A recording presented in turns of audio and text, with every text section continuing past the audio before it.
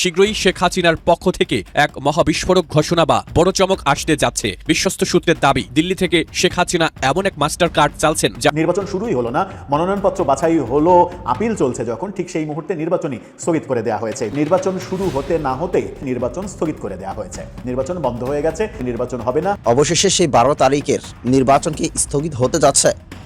কি নিয়ে কি হলো? তাহলে কি শেখ হাসিনা বা আওয়ামী লীগ সারা বাংলাদেশে কোনো নির্বাচন হবে না? কি সিদ্ধান্ত নিলেন আইনজীবী এবং কি সিদ্ধান্ত নিলেন নির্বাচন কমিশনার? হঠাৎ করে রাজনীতির মাঠে একটা উত্তেজনা বিরাজ করছে, একটা নতুন একটা বার্তা। আগামী জাতীয় সংসদ নির্বাচন 2026 সালে 12 ফেব্রুয়ারি যে পাতানো নির্বাচন দিতে যাচ্ছে এই অন্তর্বর্তীকালীন সরকার, সেই পাতানো নির্বাচন থেকে সরে যাচ্ছেন, অর্থাৎ বর্জন করতে যাচ্ছে এনসিপি, জামাত শিবির, হেফাজত চরমোনাই। সরাসরি অ্যাকশনে নামছে আওয়ামী লীগ। বিনা প্রতিদ্বন্দ্বিতায় ভোট কি তবে অসম্ভব? শেখ হাসিনার সেই বিগ সারপ্রাইজ নিয়ে কাঁপছে প্রশাসন। 12 ফেব্রুয়ারির আগে উল্টে যাচ্ছে দাবার সব শখ। আওয়ামী লীগ এখন আর পালিয়ে থাকার নীতিতে নেই। তারা এমন এক গোপন নেটওয়ার্ক তৈরি করেছে যা সচল হওয়া মাত্রই পাল্টে যাবে নির্বাচনের পুরো চিত্র। দর্শক, নতুন একটা নিউজ আপনাকে স্বাগতম। প্রিয় দর্শক, বাংলাদেশের মধ্যে ঘটে যাওয়া বেশ কিছু চলমান ঘটনাবলী থেকে আপনাদের সামনে কয়েকটা গুরুত্বপূর্ণ খবর নিয়ে হাজির হয়েছি, যার কিছুটা অংশ বিশেষ ইতিমধ্যেই ভিডিও শুরুতেই দেখেছেন। তো দর্শক, ভিডিওর শুরুটা দেখেই কিন্তু বুঝতে পেরেছেন যে আজকের নিউজটা ঠিক কতটা গুরুত্বপূর্ণ এবং ঠিক কোন বিষয়টাকে ইঙ্গিত করছে। তাই বলবো, যারা ভিডিওটি অন করেছেন না টেনে সম্পূর্ণ নিউজটি মনোযোগ সহকারে দেখতে থাকুন, তাহলে আজকের মূল বিষয়টা বুঝতে পারবেন। তো দর্শক, আর দেরি না করে চলুন দেখে আসবো আজকের সেই কাঙ্ক্ষিত ভিডিওগুলো। তবে তার আগে বলবো, যারা প্রতিনিয়ত আপডেট খবর দেখতে চান তাহলে অবশ্যই আমাদের চ্যানেলটি সাবস্ক্রাইব করে পাশে থাকা বেল আইকনটি ক্লিক করে দিন। আর যারা ইতিমধ্যেই চ্যানেলটি সাবস্ক্রাইব করে রেখেছেন তাদেরকে অসংখ্য ধন্যবাদ। তো চলুন দর্শক, ভিডিওটিতে একটি লাইক দিয়ে আমরা ধারাবাহিকভাবে সবগুলো ভিডিওর আলোচনা দেখে আসি। নির্বাচন শুরুই হলো না, মনোনয়নপত্র বাছাই হলো, আপিল চলছে যখন, ঠিক সেই মুহূর্তে নির্বাচনই স্থগিত করে দেওয়া হয়েছে। নির্বাচন শুরু হতে না হতে নির্বাচন স্থগিত করে দেওয়া হয়েছে। নির্বাচন বন্ধ হয়ে গেছে। এই 2 আসনে নির্বাচন হবে না। আরও অন্তত পক্ষে একটি আসনে নির্বাচন বন্ধ হওয়ার উপক্রম হয়েছে। একই দিনে নির্বাচন, গণভোট, এই সরকারের অধীনে নির্বাচন দেওয়ার এই সরকারের এখতিয়ার আছে কিনা, গণভোট দেওয়ার এই সরকারের এখতিয়ার আছে কিনা, সংবিধান এটাকে স্বীকৃতি দেয় কিনা, এরকম নানা ইস্যু তুলে নতুন করে উচ্চ আদালতে রিট করা হয়েছে তখন চতুর্দিক থেকে শোনা যাচ্ছে নির্বাচনকে যেন বানচাল করা যায়, নির্বাচনকে যেন ঠেকিয়ে দেওয়া যায়, নির্বাচন যেন পিছিয়ে দেওয়া যায়, এরকম কাজে অনেক পক্ষই নাকি বেশ জোরালো ভূমিকা পালন করছেন।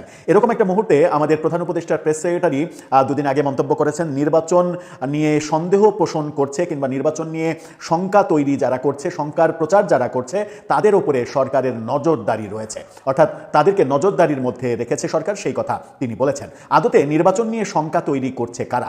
এই প্রশ্নের উত্তর যখন আমরা খুঁজে পাচ্ছি না, তখন নির্বাচন শুরু হতে না হতে বাংলাদেশের 2টি আসনে নির্বাচন স্থগিত করে দেওয়া হয়েছে। নির্বাচন বন্ধ হয়ে গেছে। এই 2 আসনে নির্বাচন হবে না। আরও অন্তত পক্ষে একটি আসনে নির্বাচন বন্ধ হওয়ার উপক্রম হয়েছে, সেটাও হয়তো বন্ধ হয়ে যাবে। কেন এটা হচ্ছে, কি হলো, কোন কোন আসনে নির্বাচন হবে না, চলুন একটু জেনে দেখি এই ভিডিওতে। যে 2টি আসনে নির্বাচন হবে না, সেই 2টি আসনের জেলা হচ্ছে আমাদের বর্তমান মহামান্য রাষ্ট্রপতি শাহাবুদ্দিন আহমেদের জেলা পাবনা 1 এবং 2 আসনে নির্বাচন হবে না, এই ঘোষণা দিয়ে দেয়া হয়েছে। কেন সেটা দেয়া হলো? গণমাধ্যম কি বলছে, আর কোথায় এই শঙ্কা রয়েছে? গণমাধ্যম চ্যানেল আই তাদের শিরোনামে বলছে, পাবনা 1 ও 2 আসনের নির্বাচন স্থগিত। নির্বাচন শুরুই হলো না, মনোনয়নপত্র বাছাই হলো, আপিল চলছে যখন, ঠিক সেই মুহূর্তে নির্বাচনই স্থগিত করে দেওয়া হয়েছে এই 2 আসনে। সেখানে বলা হচ্ছে, আপিল বিভাগের আদেশের পরিপ্রেক্ষিতে আপিল বিভাগ থেকে আদেশ দেওয়া হয়েছে। পাবনা 1 ও পাবনা 2 সংসদীয় আসনের নির্বাচনের কার্যক্রম স্থগিত করে দিয়েছে নির্বাচন কমিশন। কেন? আদালতের পরবর্তী নির্দেশ না দেওয়া পর্যন্ত এই 2 আসনে ত্রয়োদশ জাতীয় সংসদ নির্বাচনের সব কার্যক্রম বন্ধ থাকবে বলে নির্বাচন কমিশন জানিয়ে দিয়েছে। গতকালকে নির্বাচন কমিশনার আব্দুর রহমানুল মাসুদ এই তথ্য নিশ্চিত করেছেন। তিনি বলেছেন, সুপ্রিম কোর্টের আপিল বিভাগের আদেশ অনুযায়ী আদালত কর্তৃক পরবর্তী সিদ্ধান্ত না দেওয়া পর্যন্ত পাবনা 1 এবং পাবনা 2 আসনে কোনো নির্বাচন হবে না, আপাতত সেটা স্থগিত করা হলো। আদালতের আদেশের প্রতি সম্মান জানিয়ে এবং আইনি জটিলতা এড়াতেই এই সিদ্ধান্ত নিয়েছে নির্বাচন কমিশন, সেটা তিনি জানিয়েছেন। আদালত থেকে পরবর্তী নির্দেশনা এলে সেই অনুযায়ী ব্যবস্থা তারা নেবেন, সেটাও তিনি জানিয়েছেন। ইসি সূত্র বলছে, এই 2 আসনের সীমানা নির্ধারণ নিয়ে জটিলতার কারণে বিষয়টি আদালতে বিচারাধীন রয়েছে। সীমানা সংক্রান্ত বিরোধ নিষ্পত্তি না হওয়া পর্যন্ত নির্বাচনী কার্যক্রম চালানো সম্ভব নয় বলে তিনি মনে করছেন। সীমানা নিয়ে জটিলতা শুধু পাবনাই নয়, এর আগে আমরা দেখেছি ব্রাহ্মণবাড়িয়া নিয়ে সমস্যা, বাগেরহাট নিয়ে সমস্যা, গাজীপুর নিয়ে সমস্যা। সেই সমস্যাগুলো কোনো রকমে নির্বাচন কমিশন উতরে গেছে, কিন্তু এবার পাবনার ব্যাপারটা তারা উতরে যেতে পারলো না। কিন্তু শুধুই কি পাবনা, আরও চমক আছে এখানে। এদিকে বৃহস্পতিবার কুমিল্লা 2 আসনের সীমানা সংক্রান্ত বিষয়েও আদালতের একটা রায় এসেছিল। সেই কারণে সেই নির্বাচন, কুমিল্লা 2 আসনের নির্বাচনও না হতে পারে, স্থগিত হতে পারে, এরকম আশঙ্কা তৈরি হয়েছে। ওই আসন নিয়েও নির্বাচন কমিশন পরবর্তী করণীয় নির্ধারণে আইনগত দিক পর্যালোচনা করছে। তার মানে কুমিল্লা 2 আসনেও নির্বাচন হচ্ছে না, এটা মোটামুটি ধরে নেওয়া যায়। 300 আসনের মধ্যে 3টি আসন বাদ চলে যাচ্ছে, 297 আসনে নির্বাচন হবে। এখন মজার ব্যাপার হচ্ছে 297 আসনে নির্বাচনের পরে যদি কোনো একটা দলের এরকম হয় যে একটা দল পেল 148 আসন, আর একটা জোট পেল 148 আসন, আর একটা জোট পেল 100 কত বলা যায় 149 আসন, 149 আসনে এক জোট পেল, 148 আসন এক জোট পেল। যে 3টি আসনে নির্বাচন হচ্ছে না সেই 3টি আসনে নির্বাচনের উপরে নির্ভর করবে সরকার গঠন। তখন কি ব্যাপারটা এরকম হবে যে সেই নির্বাচন প্রভাবিত করা, সেই নির্বাচনে ব্যাপক গোলযোগ এরকম কিছু, নাকি চমক জাগিয়ে 149 আসন পাওয়া জোটও শেষ পর্যন্ত 3টি আসনে 3টিতেই হেরে যাবে, 148 আসন যারা পেয়েছিল তারা 151 হয়ে যেয়ে সরকার গঠন করবে? সেরকম চমক, মানে ক্রিকেটে সুপার ওভারের মতো, ক্রিকেটে শেষ বলে মানে যদি খেলা টাই হয়ে যায় তাহলে সুপার ওভারে খেলা যেমন যায়, সেরকম অবস্থা এই নির্বাচনকে নিয়ে কি হবে? নাকি এই নির্বাচনে কোনো প্রতিদ্বন্দ্বিতাই হবে না, বিপুল ভোটে যারা জয়লাভ করবে, বিপুল ভোটে বিপুল আসনে জয়লাভ করবে, এবং মানে জয়লাভ করার পার্থক্য এরকমটা হতে পারে বলে অনেকে মনে করেন যে এক দল আসন পেতে পারে 250টারও বেশি, আর এক দল কিংবা সবাই মিলে হয়তো বাকি 40-50টা আসন পাবে, এরকম ব্যাপার হতে পারে। অনেকে মনে করেন সেটা, যদিও এখানে অনেকগুলো জোট রয়েছে, বিএনপি নেতৃত্বাধীন একটা জোট, জামাত নেতৃত্বাধীন একটা জোট, যেখানে আবার নতুন দল এনসিপি রয়েছে, যারা কিনা সরকারের আশীর্বাদ পুষ্ট দল হিসেবে অনেক দিন থেকে আলোচনা চলছে। জাতীয় পার্টির 2 গ্রুপের একটা অবস্থান রয়েছে, লাঙ্গলের জাতীয় পার্টি, আবার জাতীয় পার্টি থেকে বেরোয় যাওয়া 20 দলের জোট সেটা রয়েছে, বাম দলগুলোর একটা মোর্চা রয়েছে। এই ব্যাপারগুলো মানে খুব একটা যে নির্বাচনের সমীকরণ সহজ হবে সেটা বলা যায় না, এবং এই নির্বাচন শেষ পর্যন্ত কোন দিকে যাবে, গতকালকে থেকে এরকম কানাঘুষাও শুরু হয়েছে যে শেষ মুহূর্তে এসে বিএনপি জোটে যোগ দিতে পারে জাতীয় পার্টিও, অর্থাৎ জাতীয় পার্টি লাঙ্গল যেটা, সেটাও বিএনপি জোটে শেষ মুহূর্তে এসে যোগ দিতে পারে, এরকম আলোচনাও গতকালকে আমরা বিভিন্ন জায়গায় শুনেছি। সুতরাং নির্বাচনের ইকুয়েশন এখনই বোঝা যাচ্ছে না, কিন্তু 12 ফেব্রুয়ারি যে নির্বাচন, সেই নির্বাচনের প্রেক্ষিতে যতটা শোরগোল হওয়া কিংবা যতটা উৎসবমুখর পরিবেশ থাকার কথা, ততটা বাংলাদেশে আছে কিনা উৎসবমুখর পরিবেশ, সেটা একটা বড় প্রশ্ন। কিন্তু নির্বাচন শুরু না হতেই এই যে 2-3টা আসনে নির্বাচন স্থগিত হয়ে গেল, এর ধারাবাহিকতায় আরও কি এরকম ঘটনা ঘটবে, নাকি নির্বাচন নিয়ে যে শঙ্কা অনেকদিন থেকেই অনেকে পোষণ করেন সেই শঙ্কার দিকেও এগিয়ে যাওয়ার সম্ভাবনা রয়েছে? যেখানে সারা বাংলাদেশে নির্বাচনের ঢাক ঢোল শুরু হয়েছে, নির্বাচনে প্রার্থীরা কে বিজয় হবে কে বিজয় হবে না, কারা সরকার গঠন করবে কারা সরকার গঠন করবে না, সেই আলোচনা সমালোচনার মধ্য দিয়ে হঠাৎ করে রাজনীতির মাঠে একটা উত্তেজনা বিরাজ করছে, একটা নতুন একটা বার্তা সোশ্যাল মিডিয়ায় সারা বাংলাদেশে ছড়িয়ে পড়ছে, এবং সেটা নিয়ে নির্বাচন কমিশনার, নির্বাচন এবং রাজনৈতিক দলগুলো উদ্বেগ প্রকাশ করেছে যে আগামী জাতীয় সংসদ নির্বাচন 2026 সালে 12 ফেব্রুয়ারি যে পাতানো নির্বাচন দিতে যাচ্ছে এই অন্তর্বর্তীকালীন সরকার, সেই পাতানো নির্বাচন থেকে সরে যাচ্ছেন, অর্থাৎ বর্জন করতে যাচ্ছে এনসিপি, জামাত শিবির হেফাজত চরমোনাই। সেই বক্তব্যটা ইতিমধ্যেই সারা বাংলাদেশে মানে একটা আলোড়ন সৃষ্টি করেছে। চলুন সে বিষয়ে সংক্ষেপে একটু বোঝার চেষ্টা করি। দেখেন, বাংলাদেশে এখন রাজনৈতিক প্ল্যাটফর্মটা 2টা ভাগে বিভক্ত হয়েছে। একটা ভাগ আপনারা সহজ ভাষায় বুঝবেন, একটা ভাগ যেমন সাংবাদিক মাসুদ কামাল, ডক্টর জাহিদ, এরপরে গোলাম মোল্লা রনি, আমি অধম, এরপরে আরো অনেক সাংবাদিকরা আছেন, যেমন মঞ্জুর আলম, নবনীতা চৌধুরী, মাসুদা ভট্টি সহ অনেকে। এটা হচ্ছে একটা বাংলাদেশপন্থী, অর্থাৎ বাংলাদেশের বাঙালির আভিজাত্য এবং 1971-এর মহান মুক্তিযুদ্ধের চেতনা ধারণকারী লালনকারী কোন রাজনৈতিক দলের নয়। আর এদেরকে এমনকি এই পক্ষপাতিত্বের যে জনসমর্থন গুলো আছে, এটাকে পিনাকি ভট্টাচার্য, সাংবাদিক ইলিয়াস কনক সরোয়ার ভারতের দালাল এবং ভারতেরই মদতকারী হিসেবে তারা চিহ্নিত করছেন। তো সুতরাং আগামী জাতীয় নির্বাচনে যে যারা অংশগ্রহণ করছেন তাদের মধ্যে 2টা ভাগে বিভক্ত করছেন সাংবাদিক ইলিয়াস কনক সরোয়ার এবং পিনাকি সহ আরো অনেকে। একটা হচ্ছেন ভারতের দালাল হিসেবে বিএনপিকে মানে চিহ্নিত করেছেন, আর এনসিপি, জামাত শিবির হেফাজত চরমোনাই যে 11 দলীয় জোট, এটাকে বাংলাদেশপন্থী হিসেবে চিহ্নিত করেছে। কিন্তু বাংলাদেশের জনগণ এটাকে, এই পক্ষটাকে পাকিস্তানের পক্ষ হিসেবে চিহ্নিত করেছেন। আর যারা স্বাধীনতার পক্ষ শক্তি, যারা 1971-এর চেতনায় বিশ্বাসী, যারা 1971-এর চেতনাধারী, তারা হচ্ছেন এই বাংলাদেশ বাঙালি। তো আগামী জাতীয় সংসদ নির্বাচনে সকল জল্পনা কল্পনার অবসান ঘটিয়ে হয়তোবা ভারত, প্রতিবেশী রাষ্ট্র এবং বাংলাদেশ সেনাবাহিনী সহ সকল আইন শৃঙ্খলা রক্ষাকারী বাহিনী সহ বিভিন্ন রাষ্ট্রের রাষ্ট্রদূতরাও বিএনপির সাথে ঝুঁকে পড়ছেন, বিএনপির দিকে ঝুঁকে পড়ছেন। সুতরাং সেক্ষেত্রে বিএনপি সরকার গঠন করতে পারে। আর যদি বিএনপি সরকার গঠন করে, সেখানে এই যে জামাত শিবির হেফাজত এনসিপি, তাদের অবস্থা খুবই ভয়াবহ হবে। সেই দিক থেকে লক্ষ্য করে অপরদিকে যে ইসলামী আন্দোলন চরমোনাই বাংলাদেশের প্রেক্ষাপটে বর্তমান সময়ে যে 70% জনগণ যারা আওয়ামী লীগকে নির্বাচনে চায়, বাকি যে 30% আছে সেই 30%-এর মধ্যে মিনিমাম 15% জনসমর্থন ইসলামী আন্দোলন চরমনাই। সেই ইসলামী আন্দোলন চরমনাইকেও এই জামাত ইসলাম সেই 100 সিট অথবা 80 সিট দিতে চাচ্ছে না। সুতরাং সেখানেও একটা দ্বন্দ্বের মধ্যে চলে আসছে। ইতিমধ্যেই এই যে বক্তব্যটা যে জামাত, শিবির, হেফাজত, এনসিপি তারা যে নির্বাচন বর্জন করেছেন, সেটা মূলত ডাক্তার এই জাহেদ, আপনারা সাংবাদিক কলামিস্ট, তিনি এই বক্তব্যটা পেশ করেছেন, যে বলেছেন যে পাতানো নির্বাচন এবং যেখানে মানে বিএনপি 99% বিজয়ের লক্ষ্যে, সেই বিজয়কে তারা গ্রহণ করতে না পেরে তারা হয়তোবা এই এনসিপি, জামাত, শিবির সমর্থিত 11টা রাজনৈতিক দল নির্বাচন বর্জন করবে, সেই মতামত কিন্তু তিনি দিয়েছেন। কিন্তু এখন পর্যন্ত জামাত, এনসিপি বা 11 দলের পক্ষ থেকে সেরকম বলা হয়নি। তবে আমরা পাতানো নির্বাচন চাই না, সেই ইঙ্গিত দিয়েছেন। হাসনাত আব্দুল্লাহ বলেছেন যে প্রশাসন বিএনপির দিকে, একটা গোষ্ঠীর দিকে ঝুঁকে পড়ছে, সেই গোষ্ঠীর নির্বাচন এবং পাতানো নির্বাচন দেওয়া প্রয়োজন নাই। তো বিভিন্ন ইস্যু ইঙ্গিত দিয়েছেন। সেক্ষেত্রে দেখা গেছে সর্বদিক থেকে 20 জানুয়ারি অর্থাৎ 18 জানুয়ারি মনোনয়ন, চূড়ান্ত মনোনয়ন প্রত্যাহার করার পর নির্বাচনী কার্যক্রম শুরু হবে। এর পরপরই আমরা বুঝতে পারবো যে আগামী জাতীয় সংসদ নির্বাচন এনসিপি, জামাত, শিবির হেফাজত করতে আসে কিনা। আবার সেই নির্বাচন করেও বা সরকার গঠন করে তারা কতটুকু মানে ভালো কিছু করতে পারবে। আমরা জানি বাংলাদেশের সর্ববৃহৎ একটা রাজনৈতিক দল আওয়ামী লীগকে বাদ দিয়ে কখনোই কোনো, বা বিএনপিকে বাদ দিয়ে কখনোই কোনো রাজনৈতিক নির্বাচন করে সফলতা অর্জন করতে পারেনি। আমরা 96 দিকে দেখেছি, আমরা 2006 সালের পাতানো নির্বাচনের দিকে খেয়াল করছি।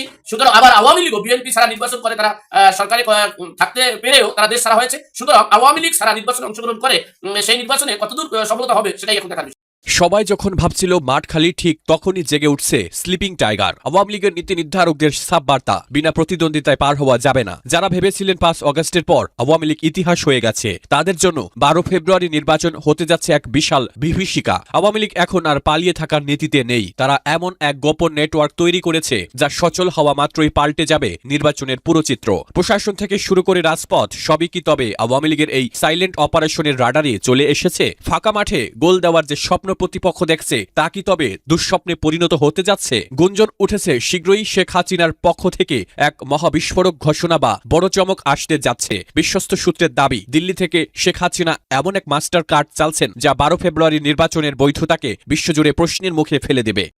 এটি কি তবে কোনো বড় ধরনের আন্দোলন, নাকি আন্তর্জাতিক কোনো জোটের সরাসরি সমর্থন? আওয়ামী লীগের বিশাল পরিকল্পনা বলছে তারা কেবল নির্বাচন বর্জন করবে না, বরং প্রতিটি কেন্দ্রকে এমন এক পরিস্থিতির মুখোমুখি করবে যা আগে কখনো দেখা যায়নি। শেখ হাসিনার এই চমক কি তবে অন্তর্বর্তী সরকারের বিদায় ঘণ্টা? আওয়ামী লীগ মাঠে নামলেই কেন পাল্টে যাবে সব চিত্র? কারণ তৃণমূল পর্যায়ে তাদের যে ভোট ব্যাংক ও ক্যাডার শক্তি রয়েছে তা এখনো অক্ষত। তারা যখন একসাথে অ্যাকশনে নামবে, তখন প্রশাসন কি পারবে পরিস্থিতি নিয়ন্ত্রণ করতে? 12 ফেব্রুয়ারি সকালে কি তবে এক নতুন সূর্য দেখবে বাংলাদেশ, যেখানে ভোটের বদলে থাকবে প্রতিরোধের লড়াই? দাবার ছকে আওয়ামী লীগ এখন তাদের শেষ চালটি দেওয়ার অপেক্ষায়। শেখ হাসিনার সেই চমকটি প্রকাশ্যে আসে মাত্রই কি তবে দেশ জুড়ে শুরু হবে এক মহাপ্রলয়? দর্শক, আপনার কি মনে হয়, শেখ হাসিনার বড় চমক কি আসলেই নির্বাচনের মোড় ঘুরিয়ে দেবে? বিনা প্রতিদ্বন্দ্বিতায় পার পাওয়ার দিন কি তবে শেষ হয়ে যাচ্ছে?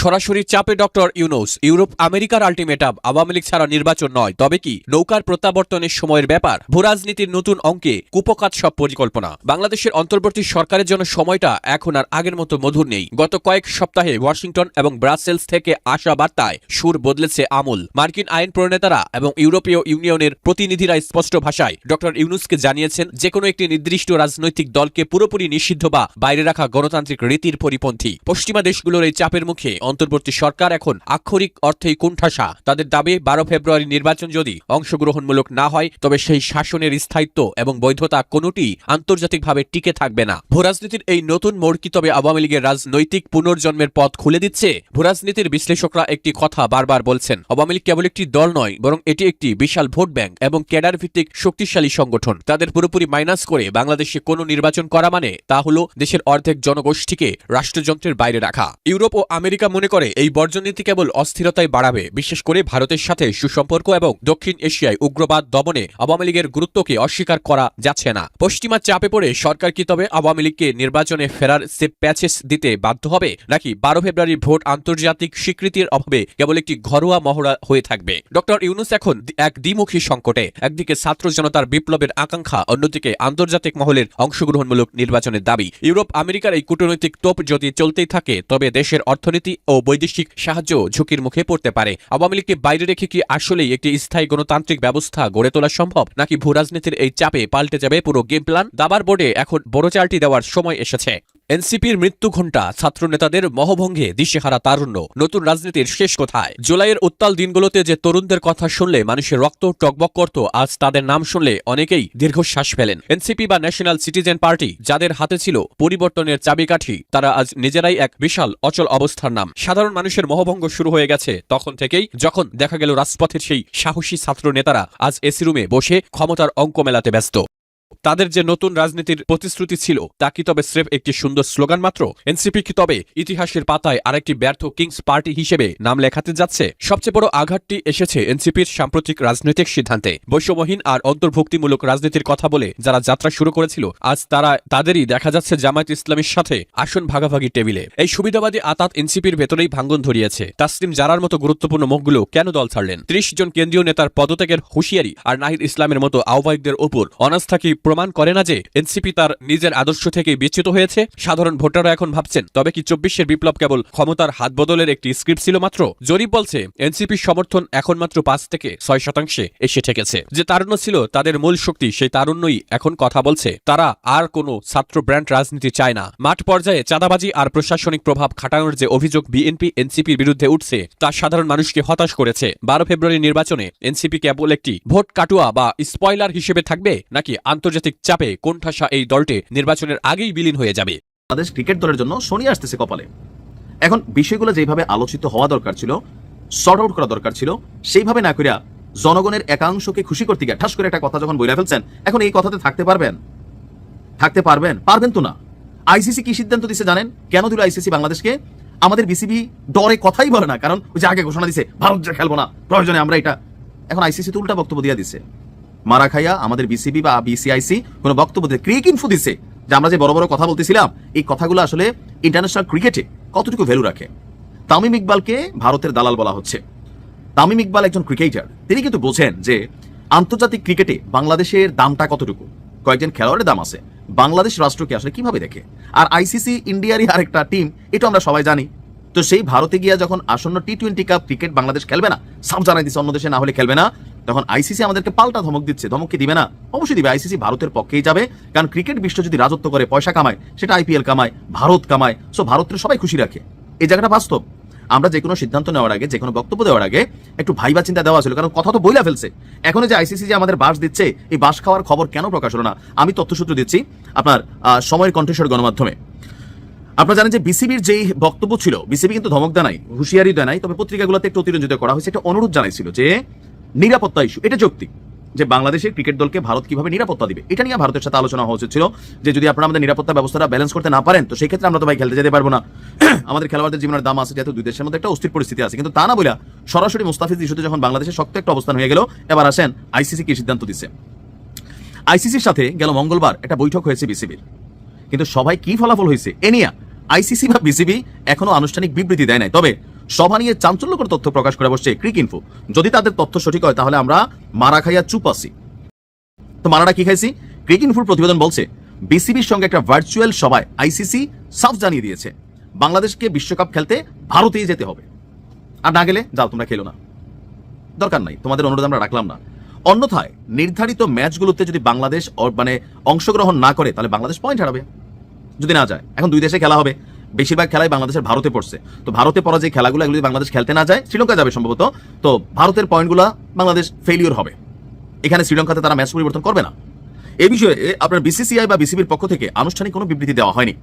বিসিবি আইসিসিকে চিঠি দিয়ে বাংলাদেশের ম্যাচ অন্য দেশে সরানোর বিষয়টি বিবেচনা করতে অনুরোধ করছিল, কিন্তু আমাদের তো দেখছি আসিফ নজরুল স্যার ধমক দিছে, ওই আইসিসির কোন পরিচালক ধমক দিছে। তলে তলে তো ভাই অনুরোধ করি আমরা, গণমাধ্যমে আমরা যেভাবে এন্টি ভারত দেখাই, সবগুলা তলে তলে ভারতের সাথেই কিন্তু চাটে। এটা তো বাস্তব ভাই। জনগণ একটু এন্টি ভারত আছে একটা শ্রেণী, আপনি এন্টি ভারত এন্টি পাকিস্তান হয়ে টোটালি চলতে পারবেন না। গ্লোবালাইজেশনের যুগ, পাকিস্তানের সাথে আমার ব্যবসা বাণিজ্য যদি কোনোটা ফয়দা হয় আমি করবো, ভারতের সাথে যদি আমার ব্যবসা বাণিজ্যের ফয়দা হয় আমি করবো। আমি তো কোনো দেশের সাপোর্টিং এ বা কোনো রাজনৈতিক দলকে সাপোর্ট করতেছি না। আমার জায়গা হচ্ছে কি বাংলাদেশ, যেখানে বাংলাদেশের স্বার্থ ওইখানে হবে। এখন সিস্টেমের মধ্যে আমি দুর্বল একটা রাষ্ট্র, এমনি হারি, বেল নাই, কোনো স্পন্সর নাই, নিজের দেশে ক্রিকেট খেলাতে বিদেশির স্পন্সর করা লাগে, মালা ঠোলা নিয়ে যে দেশ খেলে, আইসিসির টাকায় যে দেশের অর্ধেক ক্রিকেটের টাকা চলে, অনুদানে চলে, সেই দেশ যদি এরকম হুমকি দেয়, তাহলে এটাকে আমলে নিয়ে আপনার বুঝা নিতে হবে। না না না মানি না, এগুলো বলে পাগলামি কথাবার্তা, এগুলো পাত্তা দেন ইন্টারন্যাশনাল লেভেলে। বাংলাদেশের যেভাবে কথা বলা দরকার ছিল প্রথমে কথাটাই হয় নাই। আর প্রথমে মুস্তাফিজেরই উচিত হয় না সেখানে যাওয়া। আমি তো প্রথম থেকে বলছি ভাই টাকার লোভে 10 কোটি টাকা দিয়ে আপনি দৌড় দিচ্ছেন কেন? আপনি দেখতেছেন না দুই দেশের সেন্টিমেন্ট, আপনি ভারত গেলে যে আপনার ভারত খেলাবে, এটা তো বাস্তব। বাংলাদেশে এখন ভারতের ক্রিকেটার এই দাম দিয়ে আনলে কোন দল এই দলের অফিস টফিস ভাঙ্গে আমরা সমান করে ফেলবো। রাইট নাও এটি কিন্তু এখানে চলতেছে। সো ভারতে তো এর থেকে 10 গুণ চলতেছে বেশি। পরিস্থিতি বুঝানোর সময় সিদ্ধান্ত নেওয়া উচিত। বর্তমানে বক্তব্য হচ্ছে যে আইসিসি সিদ্ধান্ত বদলাবে না, বাংলাদেশ যদি ভারতে যা না খেলে তাহলে না খেললে নাই। দুধভাত মনে করার তো কারণ আছে। ইন্টারন্যাশনালি বাংলাদেশের কি দাম আছে? আসলে দাম আছে। এই পাসপোর্টটা নিয়ে বেল পান, ইমিগ্রেশনে গেলেই তো চাকা মানে ছোট আমরা আসছি। এটাই বাস্তবতা। খেলাটুলা এগুলা অনেক বিষয় আছে যেগুলো নিয়ে ওই মন গড়া ফিলিংসের বক্তব্য, তাহলে তো আপনি জায়গার ক্ষতি করবেন। এখন বাংলাদেশ যদি আন্তর্জাতিক বিশ্বকাপ না খেলে, আমি তো এমনি বলি বাংলাদেশ ক্রিকেট টিম রাহারই দরকার নাই। এ ভাই খামাখা রাষ্ট্রে টাকা খরচ এদের পিছনে, এরা ভালো আছে, এরা টাকার জন্য এরা সব দেশে যাবে। এখানে যে দেশ প্রেম টেস্ট এদের কিছুই নাই। মুস্তাফিজ যার একটারও নাই। 3 দিন পরে বিএনপি ডাক দিলে একটা এমপি হয়ে যাবে। আওয়ামী লীগ যেমন হচ্ছে দৌড়ানি খাইছে, এগুলো আবার একই কাজ করবে। এখানে কেউ ব্যতিক্রম হবে না সহজে।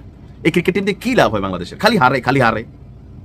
মানে এখানে জাতি হিসাবে একটা অর্জনের দিন কই? সবসময় গেলে মারা খাইয়া আসি। 10টা খেলা গেলে মনে করলেন 9টার মধ্যে হারি। কাপ টাপ এগুলো আসবে না। এই ক্রিকেট টিমকে দিয়া হালসাস করানো দরকার। কারণ এই টিমটা দিয়ে এখন দুই দেশের মধ্যে আরো 2টা ভেজাল তৈরি হবে। শুধু কি এটা, এরকম অনেক কিছু দেখা যাবে যে বাংলাদেশকে আবার মাইনাস করে দেওয়া হবে। আপনি আইসিসির সাথে পাঙ্গা নিয়ে টিকবেন তো না। আর আইসিসি কার কথায় চলে এটাকে আপনি আজকে জানছেন? সারা পৃথিবীতে সবচেয়ে বেশি ক্রিকেটের প্রফিটেবল ব্যবসা হচ্ছে আইপিএল, যেখানে আইসিসি থেকে শুরু করে সারা পৃথিবী ওইদিকে তাকাই থাকে কটা পয়সার জন্য। এখানে সারা পৃথিবী ইনভেস্ট করে, জুয়ারিরা করে, বড় বড় স্পন্সররা যা আছে সবাই ওখানে ইনভেস্টমেন্ট করে। সো আইসিসির একটা বড় ফান্ডিং ভারত থেকে হয়। বড় বড় পদগুলোতে ভারতের সাবেকরারে বসাই রাখে। সো এখানে আপনি যখন সিদ্ধান্ত পাঠাচ্ছেন, ওই সিদ্ধান্ত ঘুরা ফিরা তো ভারতের তারাই দিচ্ছে। আপনারা দিবে, তাদের মধ্যে দেশপ্রেম নাই। তারা তাদের দেশপ্রেম দেখাবে, আমরা আমাদের দেশপ্রেম দেখাবো। আর আমরা উপরে দেখাবো যাবোই না, এটা করে ফেলবো, সেটা করে ফেলবো। আবেগে অনেক কিছু করি। আমার এই বক্তব্য অনেকের গায়ে লাগবে, কিন্তু বাংলাদেশের ক্রিকেট দলের ভবিষ্যৎ কি হতে যাচ্ছে? তামিম ইকবাল যে কথাটা বলছে অনেকে বোঝেনি না বুঝা। তামিমের দালাল একটা সেন্টিমেন্ট হয়েছে, আর এটার মধ্যে আমরা লাফাই পড়তেছি। মুস্তাফিজের যাওয়াই উচিত না। আমার প্রথম এখন আছে বলছে কেন গেছেন আপনি যাইয়ে কিন্তু ভেজালটা লাগাইছেন, দিবে না খেলতে আপনারে। প্রিয় দর্শক, আমি আশা করছি সবগুলো ভিডিওই আপনি মনোযোগ সহকারে দেখেছেন। সেই সাথে দর্শক, এই ভিডিওগুলো সম্পর্কিত যদি কোনো তথ্য বা মতামত থাকে তাহলে তো অবশ্যই কমেন্ট করে জানিয়ে দিন। এতক্ষণ সাথে থাকার জন্য ধন্যবাদ। নিউজটি শেষ করছি এখানেই, ফিরছে আগামী ভিডিওতে নতুন কোনো টপিক নিয়ে। আল্লাহ হাফেজ।